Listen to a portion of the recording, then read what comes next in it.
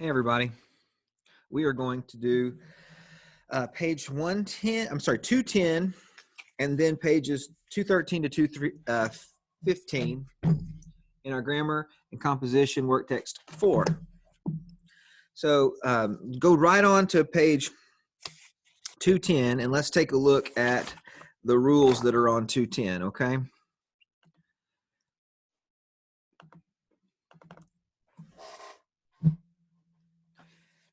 The topic is maintaining clear pronoun reference.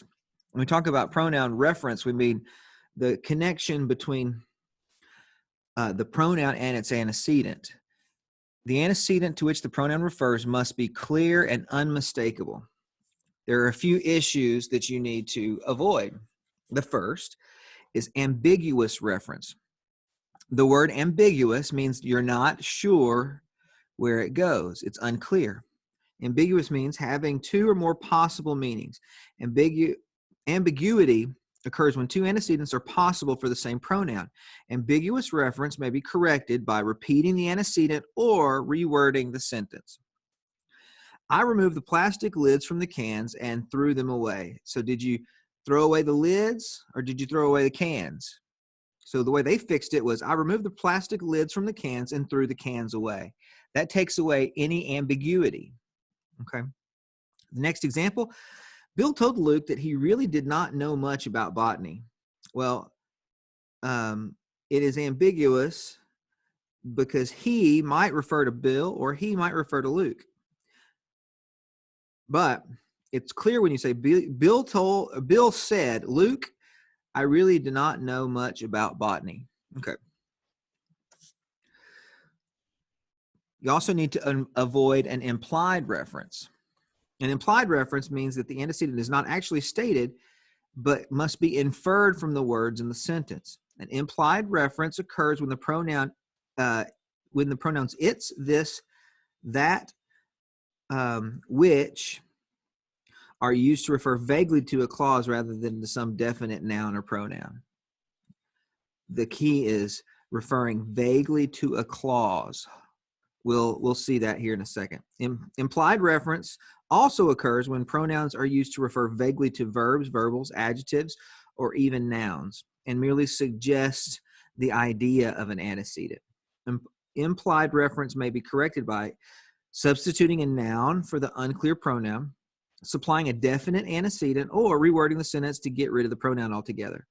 The third method of correction is often the best method. So it's best most of the time just to get rid of the pronoun altogether. For example, he persistently refused counsel from ungodly students, which greatly aided his spiritual progress. It's vague because it's kind of referring to the whole thing. I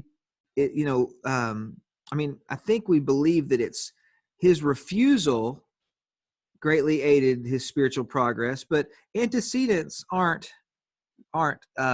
verbs, right? Let's look at the clear one.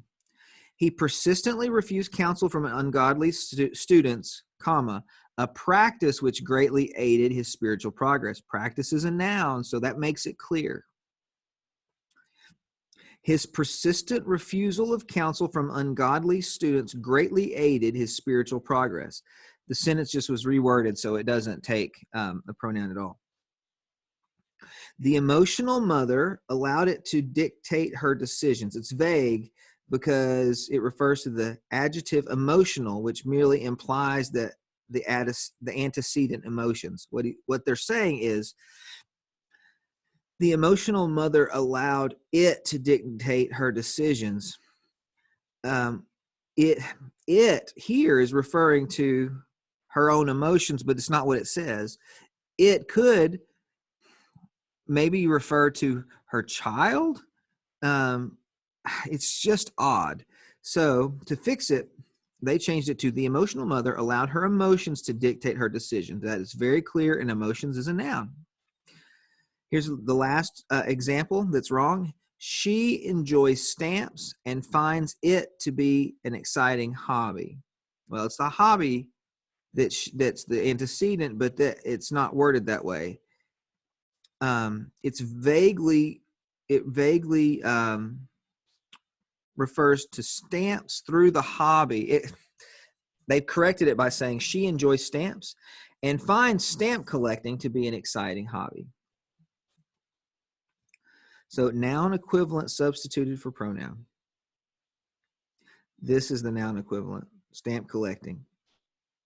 So make it clear what the antecedent is. Now, the last on this page, avoid the indefinite use of it, you, and they. We do this all the time, so we need to get out of the habit of doing this, okay? It should usually have a definite antecedent. In this book, it says that walking is an excellent exercise. It's indefinite.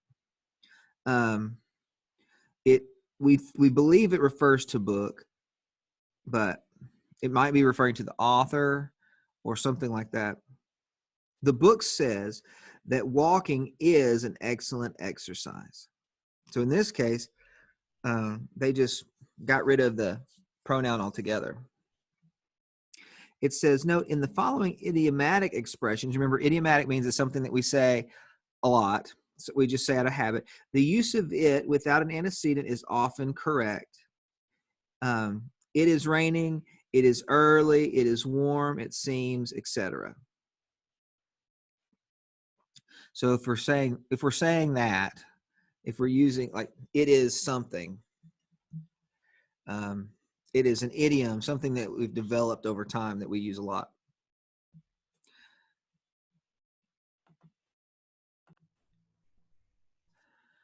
All right. B, do not use you unless you're speaking specifically to the reader. If you're referring to people in general, use general words such as one, anyone, person, or people. For example, in communist-controlled countries, you often lived in fear. Well, we say that out of habit, but we're not talking about me, the reader, that lives in fear. It's people who live in communist-controlled countries. So in communist-controlled countries, the people often live in fear. That's more correct. And then C, do not use they unless it has a definite plural antecedent. They say that dieting must be accompanied by exercise to be truly effective. This they say thing is so common. Instead, say dietitians say that dieting must be accompanied by exercise to be truly effective. I think we're in the habit of using this because we're lazy and we don't want to. And sometimes we want to say things and we don't even know who the they is we're talking about. We want to say things that make us sound intelligent, but they say, and we're all guilty of it. I am included in that list of people who are guilty. Okay, so that's 210. We're going to skip all of the exercises that follow 210, and we're going to go straight to 213. Okay? Using nominative case pronouns. Pronouns may be used as subjects and as predicate nominatives. He and I will be in the library. That's it, used as a subject. And then the winner will be he. That's used as a predicate nominative. I mean, truthfully, pronouns can be used for anything a noun can be used for. So pronouns used as subjects or as predicate nominatives must be nominative case. Do you remember the nominative case pronouns versus the objective case pronouns? If not, let's make a quick list right here and we'll use it as a reference. Okay, so the nominative case and the objective case, I'll just write them next to each other. This is case. All right, so it's I, it's you, he, she, it, we, you, they, who, whoever. Okay, so that's one list. It almost doesn't fit. And then you've got me, you, him, her, it, us, you, them, whom, whomever. Okay, so that's your list. We're going to find, if we want to determine whether something is appropriately nominative or objective, we're going to refer back to this list. I, you, he, she, it, we, you, they, who, whoever, me, you, him, her, it, us, you, them, whom, whomever. Okay? Moving on. Memorize the following list of nominative case pronouns. I, he, she, we, you, they, who, whoever. Yeah. You and it are both in nominative and objective. They just leave them out altogether. I memorized the list, and I suggest you do it this way. With them in there, so you'll, it is in there both times. You just don't want to forget that those are possibilities for nominative and objective case. They're present exactly the same in both lists. Okay, but they're still a part of the list. Okay. It's easy to use the wrong pronoun when the pronoun is part of a compound subject. In order to recognize the correct pronoun, try the pronouns alone in the sentence. Connor and he or him decorated the gymnasium. So if it's questionable, try it just with him. Him decorated the gymnasium? No. He decorated the gymnasium? Yes. So Connor and he decorated the gymnasium. Also, we know that subjects have to be nominative case, and he is nominative case. The rule is subjects and predicate nominatives are nominative case. Makes sense, doesn't it? Predicate, nominative, nominative case. And then direct objects, indirect objects, objects of preposition, objective complements, things like that are all objective case. Okay. Sometimes the pronoun is subject. The pronoun subject is followed by an appositive. It's helpful to try the pronoun apart from the appositive. I mean, basically, the appositive has to be in the same case that the word would be if it were, like if it's an appositive of a subject, you want the case to be appropriate for a subject. If it's an appositive of the object of preposition, you want the case to be the same as the object of preposition. So an appositive of an object of preposition would be objective case. An appositive of a subject or a positive of a predicate nominative would be nominative case. So we or us Christians should do right. Us should do right. That's not right. We should do right. Correct. So we Christians should do right. Now, honestly, though, I think it's good to go by the way it sounds, but it's better to know the rule, because there's occasionally you'll find that the way you have learned it is wrong and it sounds good to you, and then you're assuming you're doing it correctly, but you're just used to the wrong sound. Okay. Pronouns may be used as appositives, of course. A pronoun appositive must be the same case as the word to which it refers, what I just said. Mr. Hewitt's mechanics, Jacob and he, have many years of experience. Why is it he? Well, Jacob and he is an appositive of the subject, mechanics. Subjects have to be, if you had a pronoun in the subject area, it would have to be nominative case. Which one of those? He or him is nominative case. He is nominative. Him is objective. So that's why it's he. The fastest runners on the team are the twins, Joseph and he. The predicate nominative, twins, this is a predicate nominative. You see, runners are is a linking verb. The noun that follows a linking verb is the predicate nominative. It, as I said before, must be nominative case, predicate nominative. So you have to use a pronoun that is nominative case. He is nominative case. Okay. Number 6, the expression "it is me" or "it's me" is now commonly used in everyday conversation. However, the informal writing, follow the rule and write "it is I." It is I. Because is a predicate nominative, and I must be nominative case. Okay. All right, well, let's do the first item here. In the blank before each sentence, write the use of the italicized pronoun. Write S for subject, PN for predicate nominative, and AP for appositive of subject.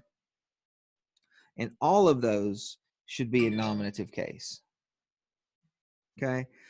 Mary and she are sisters of Lazarus. All right.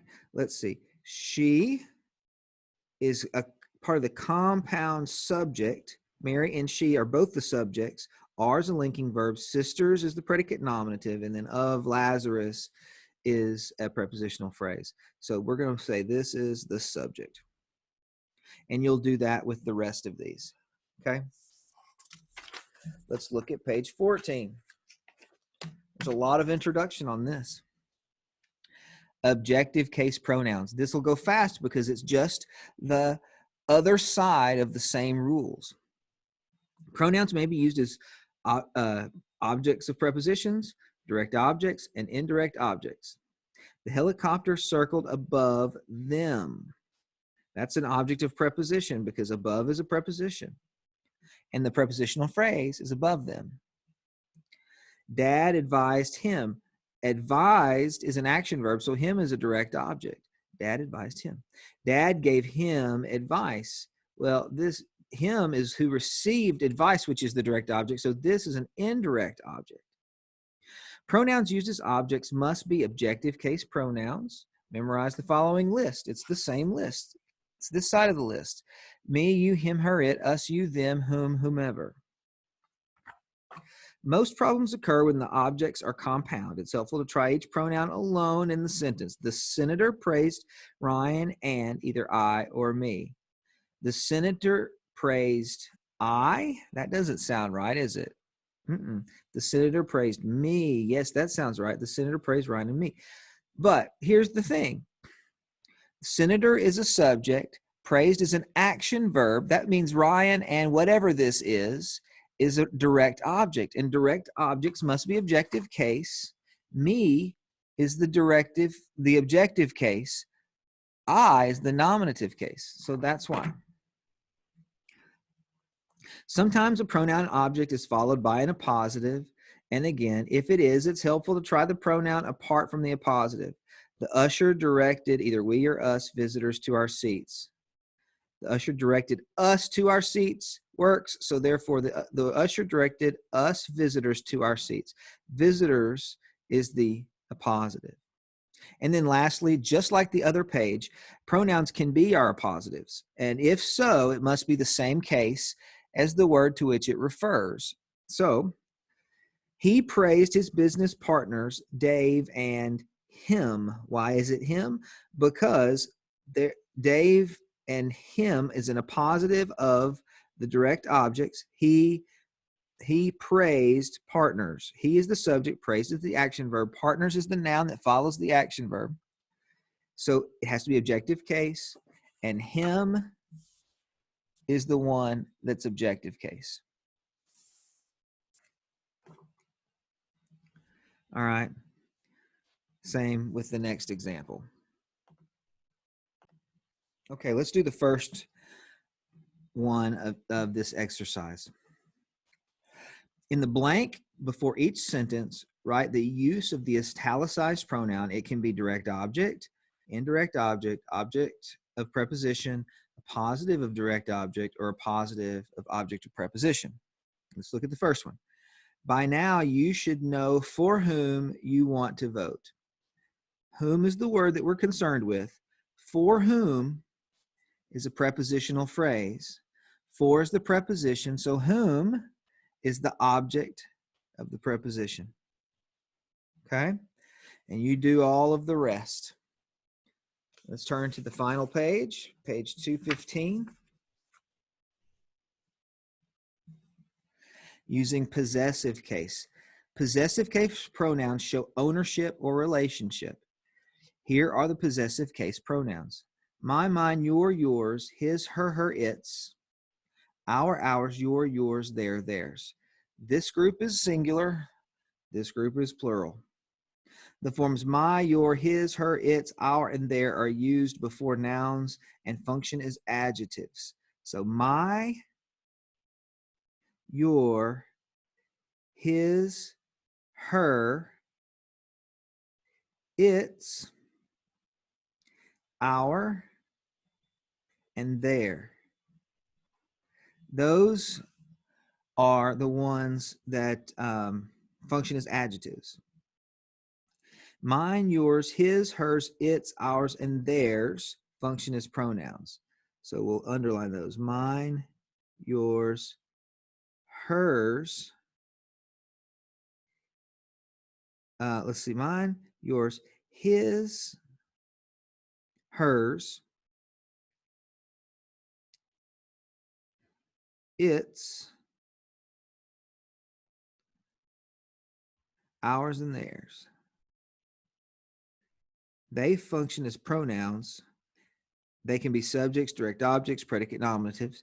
And then the forms his and its may function as either one. So his and its, I'm going to circle them. Those can be either one. His and its clearly are the most versatile. You see, because the dash and the underline, dash, underline. Okay. We used his boat and my motor on our fishing trip. Those are adjectives. His boat was old, but mine was older than his. The first his functions as an adjective. Mine and the second his function as pronouns. Mine and his are pronouns. That is an adjective. Circle the possessive pronouns that function as adjectives. Underline the possessive pronouns that function as pronouns. All right, so let's just do the first one here. We're going to circle possessive pronouns that are adjectives. Underline the ones that are pronouns. His is one of those that can be in either one. Was the only car in front of their house that I recognized. Well, this one's easy because it can only be an adjective, right? There. Yeah, there is only an adjective. So we're going to underline, it's circle. We're supposed to circle the ones that are adjectives. Okay, so there's that one. We know we still have to do his. And this one is the subject of the sentence, isn't it? Yep, so that's got to be a pronoun. Because an adjective can't be the subject. Only a noun or pronoun can be a subject. Okay, this one's going to be challenging, but I look forward to seeing how you work it out. And then write sentences illustrating each rule on this page. Well, there's 3 rules. So we're going to write the first sentence illustrating this one.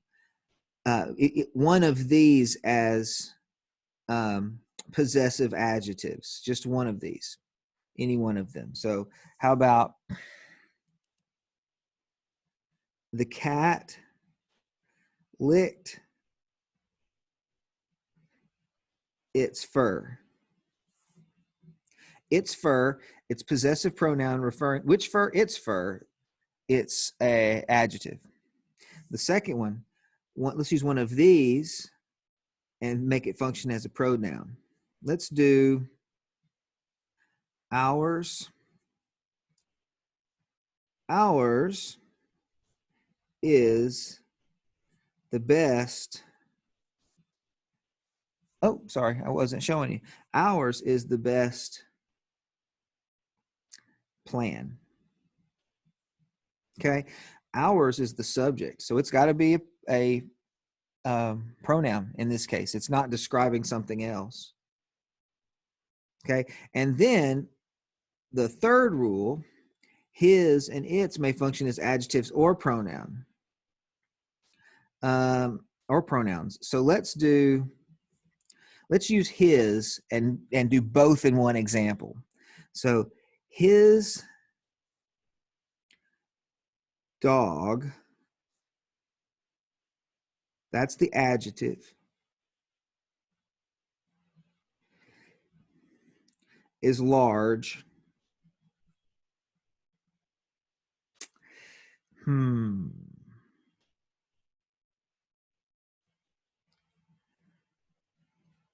But Blake's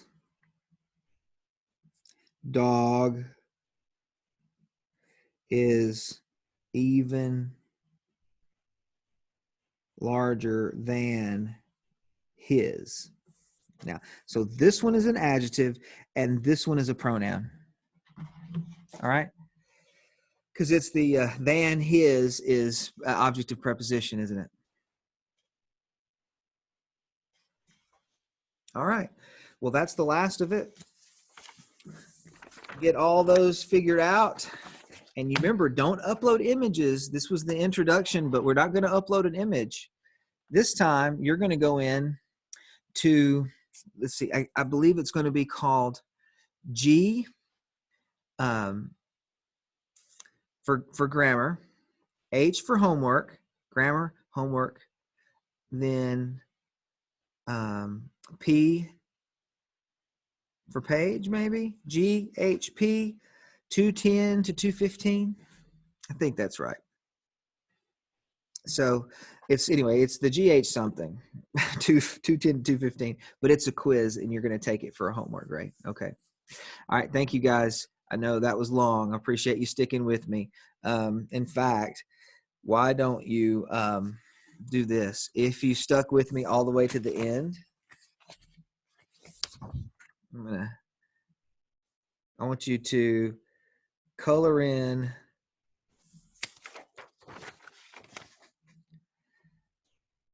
the B on the last page on 215. See the B? Color the holes of the B in with the pencil, and that'll give me a clue to let me know that you got all the way to the end. Thank you so much. Have a great day. Bye-bye.